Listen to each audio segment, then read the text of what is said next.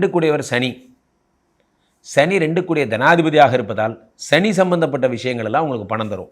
சுரங்கம், ஆழ்துளை கிணறு, அதே மாதிரி சனின்னா என்ன, உங்களுக்கு மர்மமான விஷயங்கள், புதையல், நிலத்துக்கடியில் போய் தோன்றது, நோண்டுறது, ஒரு பதுங்கு குழி மாதிரி உள்ளே போகிறது, இதெல்லாம் சனி. இதெல்லாம் சனி தரும் அற்புத பலன். இந்த மாதிரியான தொழில்கள்லாம் பண்ணலாம்.